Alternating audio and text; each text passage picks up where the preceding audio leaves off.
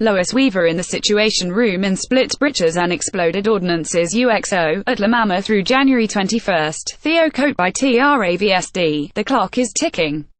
That's the big takeaway from Unexploded Ordnances UXO, the new show by Split Britches in the Under the Radar Festival at La Mama. To zing the point home, they set a time clock in the theatre and instruct the audience to set their cell phone alarms to go off in an hour. The moment is dire. These ladies aren't screwing around. No sense in beating around the bush. He moment, to which we refer as the out-of-control presidency of Donald Trump, who, among 1,000 other roiling and looming catastrophes HES spawned, appears hell-bent on bringing about a nuclear showdown with North Korea. UXO never mentions that threat specifically, for their metaphor covers so many other potential disasters, but the nukes are unavoidably foremost in our minds given that the collaborators, queer theatre and performance pioneers Peggy and Lois Weaver, have chosen Stanley Kubrick's World War III satire Dr. Strangelove as the framework for their discussion. Literally, one enters La Mama's Ellen Stewart Theatre to find a large triangular configuration of conference tables and 3 enormous video screens dominating the space.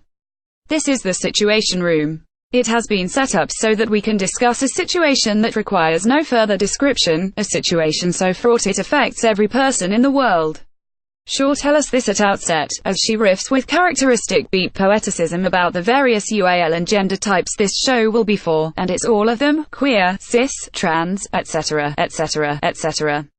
Split Britches Peggy and Lois Weaver confront us with Dr. Strange Hate's dilemma. The current piece has much in common with Split Britches' recent work dealing with Shaw's stroke in 2011. At the moment, they seem to be saying, we are experiencing a political stroke that is afflicting the entire world. And so, after a fashion, the star of UXO is the human race through the agency of the audience, with Shaw and Weaver very generously stepping back to facilitate. Shaw, as the general, very loosely conjuring George C. Scott's character in Dr. Strangelove, is the comic relief and troublemaker. Weaver, as the president, selects and moderates a panel of 10 elders drawn from audience volunteers who have admitted to having been born during World War II or the Korean War.